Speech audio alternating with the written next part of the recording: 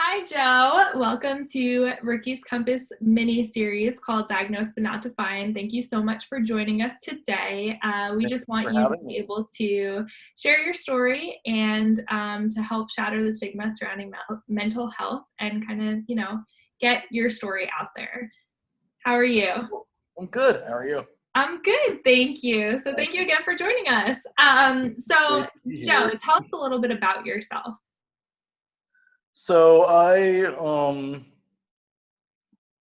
a 28-year-old, born and raised in New Jersey, in Paramus, Bergen County, working on a blog that I started, and that is something that really helps me to occupy my downtime and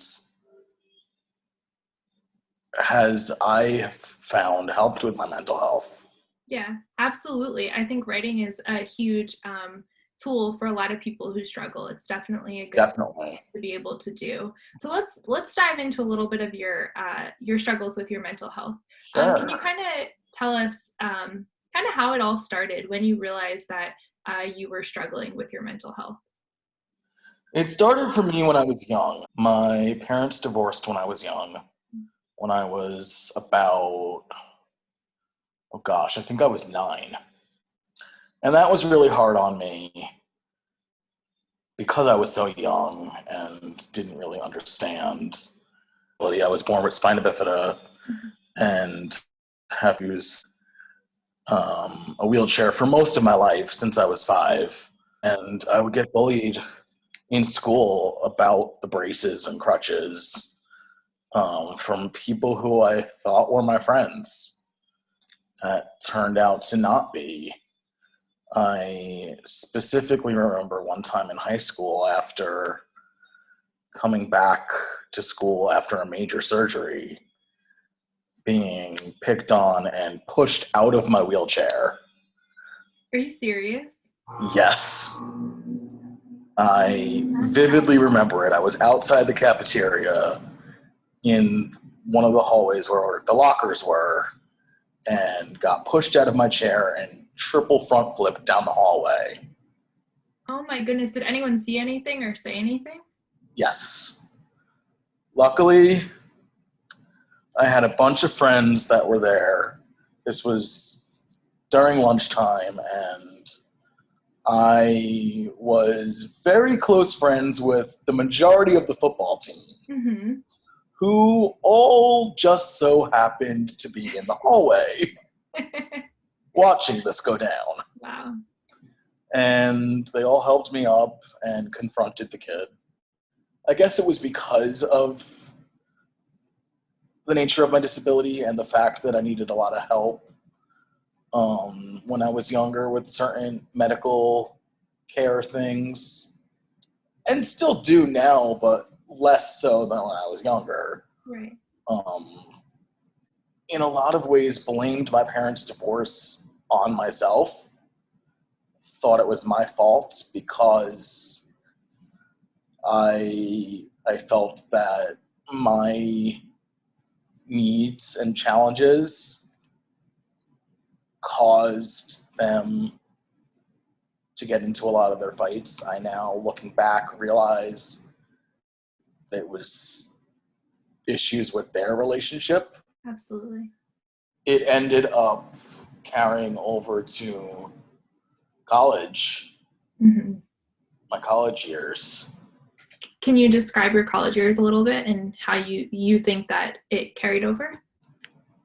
It's not that I wasn't used to being away from home because I I played wheelchair sports for 10 years. I did wheelchair track and field, swimming, and basketball. That's awesome. And was, thank you. I was blessed with lots of opportunities to travel across the country, go to sleepaway basketball camps in Pennsylvania and Illinois. Wow. And so it wasn't so much the being away from home, but being in a whole new environment, not knowing anyone. Mm-hmm. I was one of only 2 people who use a wheelchair in the school. And so I sort of felt like an outcast, really. Not really getting the support that I needed, I felt, from the disability services offices and the academic counselor. And it led to a lot of anxiety, and unfortunately, my mental health led to my physical health taking a turn for the worse, and I ended up in the hospital. I had really bad, severe wounds on my legs from actually that was caused by my wheelchair. Really? It was not properly built, that wheelchair, at the time. Okay. So that didn't help. Mm-hmm. But I wasn't taking as good care of myself as I could have. And I ended up spending about a month in the hospital, 12 months on bed rest. Wow. At home. Wow. So Fully. that's a whole year of your life was spent at home in your bed. Mm-hmm. Wow. It seems like throughout your life, it was kind of a roller coaster between your physical health and your mental health constantly affecting each other. Yes. Do you think did you notice that your anxiety and your depression increased when your physical health deteriorated or declined? Was that a direct result, you think? Absolutely. Absolutely. Battle between mental and physical health unfortunately occurred again in summer of 18. Wow. So only 2 years ago. Right. I did end up going to grad school at Willie P. Wow. For a year. I didn't finish because, again, my mental health got in the way. At that point, it did not affect my physical health. Okay. I was able to recognize that I was not happy and left graduate school. Now, what exactly kind of caused you to seek help? What were maybe the triggers that made you realize, like, hey, I'm struggling again. I need to do something about this, and I need to, go and get help? At that point, I was actually already seeing my still current psychologist. Mm-hmm. I started seeing her after I had found out that I wasn't going to be able to go back to University of Delaware. Okay. So I've had that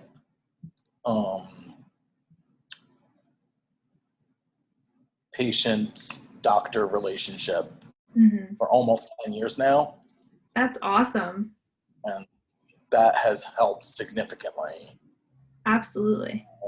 That's something that I highly recommend to anyone who feels like they would benefit from talking to someone. Do it. Now, I completely agree. I think that is so important. It's so essential to seek help and to be able to find somebody that you can trust and you can rely on. Based on that interaction with your doctor and, the past 10 years or so, were you ever diagnosed with anything specifically? Yes. Mm-hmm. I was diagnosed with anxiety and depression. Okay. And have been on medication for that. Wow. In about 3 weeks, it'll be 2 years Wow. that I'm on medication. Wow. So was that your first diagnosis about 2 years ago? Yes. Okay. And how do you feel about being on medication? Some people I know aren't the biggest fans, and a lot of people it definitely helps. So are you happy you have that? I am absolutely happy. I've felt that it helps me a lot. Right. It was definitely a little bit nerve-wracking at first to be because I'm already on a couple of other medications, but to be adding something new to my daily routine and hoping that it'll work for something so serious and not talked about as much as it should Absolutely. be. Um, but I have felt that I've done really well these past almost 2 years and wouldn't be where I am today without not only the medication, but the learning experiences and the guidance of my therapist. Absolutely. And I think just you being here and being able to tell your story is huge. So, never doubt yourself. I think that's extremely important, and something really great to acknowledge the fact that you're able to come on here and openly share your story on a public platform. Not a lot of people, it takes time to get to that point where you can talk about something you're struggling with. And I think you being here says a lot. So thank you for that. Of course, thank you. Of course. Thank you Yeah, for we're having happy to me. have you. Do you have any advice for maybe an individual who is in similar shoes where they are struggling to find either they're questioning medication or they're struggling to find the right medication because it can be a bit of an uphill battle for some people? I would say if they're seeing a therapist, talk to their therapist. They're not able to, unless they're a psychiatrist, prescribe medication, Right. of course, but they'd be able to at least help guide you in the right direction. Mhm. And if you're not seeing someone but feel the need, dive in because it opens up a whole world of possibilities. Absolutely.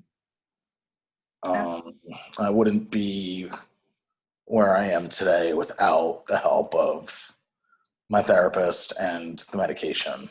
Yeah. And I did start it when I was at pretty much rock bottom. Again, uh, I had thought that I was at rock bottom in 2011 when I had first ended up in the hospital, but I really truly was in 2018. Um, After having struggled with another attempt at a relationship. Mhm. It was one of those situations where I was blinded by I had fallen in love with this girl, Mhm. and wanted so badly to be with her that I was willing to go through hell. Wow. And I did. Yeah. I ended up with wounds again because I wasn't taking care of myself. Mhm. Um, and I was in the hospital and 3 different rehab centers again for a year. Looking back at that time in your life, is there anything you wish you could tell yourself now? So you now talk to yourself in, your shoes in the you in your shoes in 2018. Yeah. Listen to my best friend at the time, who is now my girlfriend of almost 10 months. Congratulations. It Thank always you. starts out with the best friendship. Yeah. He actually happens to be sitting right behind me. Hi. Happy, come over. Could you How's come over? it? Yeah, of course. Come on in. It's a party. This is Kathy. Hi, nice to meet you. I'm Alexis. How are you? I'm good. How are you? I'm good, thank you. Thank you for joining us. Can you tell us a little bit about how your wise words were able to pull Joe out of that situation? Oh gosh. Basically, I kind of realized that he was in such a bad situation Mhm. that I kind of had to let him, in a sense, figure it out on his own Mhm. because he wasn't listening to anything. Right. He was to the point where we actually had a conversation one night and he got so upset there was a metal chair near us and he threw the metal chair down on the floor Wow. because of something I had said. Mhm. And it was just to the point where I realized that the only way he was going to listen is if he got hurt. And then once he got hurt, I said to him, you know, what did we learn from this situation? And we talked through the situation. And you know, I remember begging him in my ex-boyfriend's car, literally crying, Joe, please listen to me, please. And like he wouldn't. Yeah. And I just it was unfortunate that I had to I had to leave the situation for a period of time. Right. But once he got out of the situation and he was able to assess the damage that had been done, Mhm. we were obviously able to repair Right. our friendship. And I just was there for him. Mhm. And I think that's the biggest thing is to be there for someone. Definitely. You know, to love someone enough that you're there for them, but you also understand that sometimes in order for them to realize that there's an actual problem, they kind of have to get hurt a little bit. And you know, I don't wish that situation on anybody because it was horrible, as you heard. Right. But I think that it was the best thing for Joe because it taught him that, you know, he can't help everyone. He has such a giving heart, but he wants to help everyone, but he can't. He just can't. Yeah, sometimes you definitely do have to learn the hard way. Kathy, sometimes it can be very difficult for, I think, family members and loved ones to watch somebody suffer, whether it be from a toxic relationship or situation, or even just with their mental health in general. When someone you love is struggling with your mental health, it definitely plays a toll on you as well. Is there any advice or anything you would want to tell somebody who's maybe kind of in more of the caregiver's shoes? It's going to be hard because you love this person so much, you know, whether they're your best friend or your family member or, you know, whatever. But if you love someone, they'll always come back. Whether it's in a year or 6 months or whatever, they will always come back. If they truly love you, they will always come back. In our situation, I had to walk away because it got dangerous. Mhm. And unfortunately, I regret walking away because he did have to get hurt. Um, but I feel that it will make you stronger to walk away, because you also have to protect yourself at the same time, you know. It got to the point where when he threw the chair, I was like, I can't do this, because this is not, he wasn't him. He wasn't Joe. He wasn't the person that I called my best friend. And I said, I don't want to know this person. And I think that you just have to love them through it. You just have to, you have to realize when a situation is too dangerous for yourself, but always be there for them. If they pick up the phone and call you, answer the phone. Even if you're so mad at them, you answer the phone, because you never know when that's going to be the last conversation.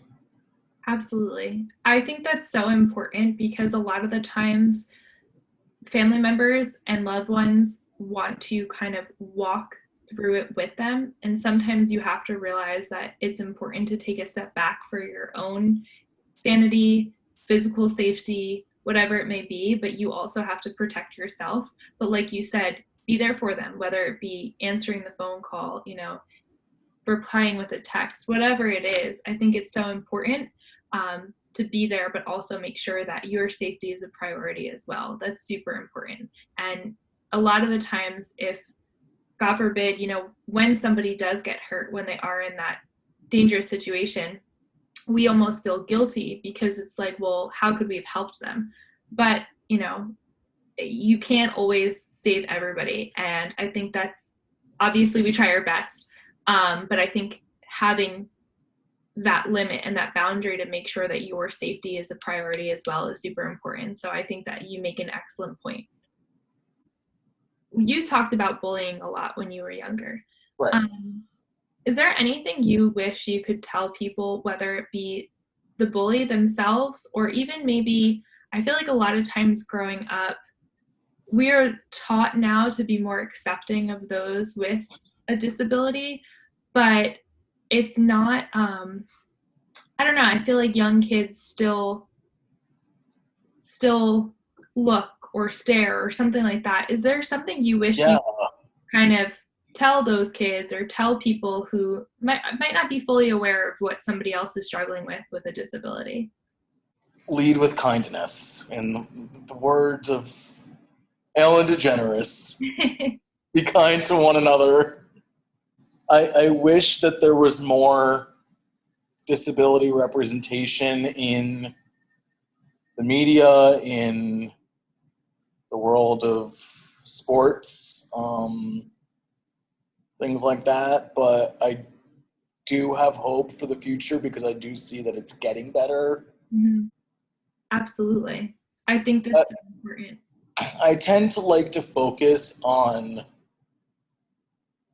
the ability part of the word disability, and focus on the positives and what I can do, and not the things that I'm necessarily not able to do or do differently.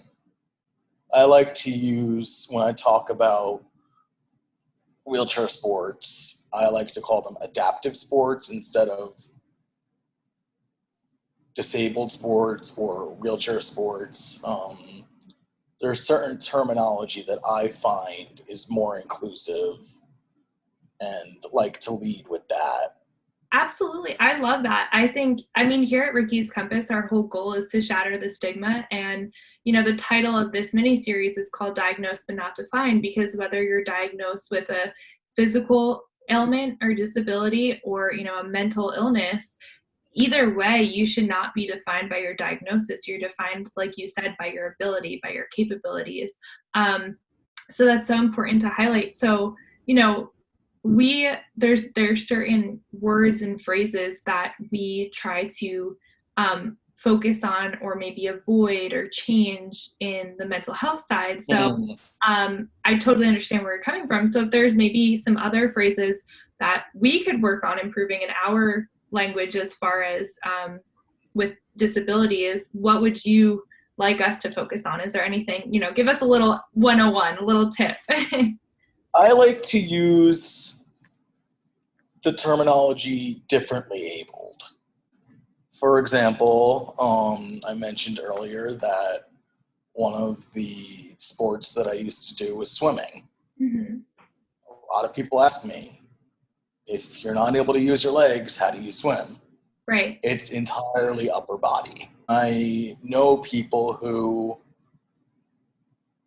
have various different disabilities who go surfing, Wow. who do all kinds of things. Use the word differently abled. To Differently abled. I, take away from, oh, you can't do that, Mhm. but make it about, oh, you can do something, but maybe you do it a little bit differently. Yeah, absolutely. I love that. I think that's so important. It shows Thank you. that you're capable of anything you put your mind to. It just, Absolutely. you might do it differently, like you said. Yeah. That's awesome. I will certainly make sure I include that in my vocabulary from now All on. right. Thank you. It's good Of to course. learn something, to be able to open Yeah. your mind. Do you have anything you would like to add? Any advice for maybe somebody who's in a similar situation as you, or just anything you want to throw out there? And I encourage everyone to do this. Be more positive thinking about what people can do and stop all these stigmas Mm-hmm. about mental health being a taboo topic. Start to normalize the fact that people need help and it's okay to seek help. Absolutely. It's okay to talk about how you're feeling. It makes it easier to deal with whatever it is that you're going through. Reminding myself that it's okay to admit that I'm not okay. Mm-hmm. And I encourage everyone to do that and seek help if they need it, because it is truly remarkable what just talking to someone or taking one tiny little pill can do to change your mindset. I thank you for coming on here and just being so open and honest with us and sharing your story so freely. Yeah, absolutely, anytime. Thank you so much, Joe. It's been a pleasure. It's been a pleasure talking to you.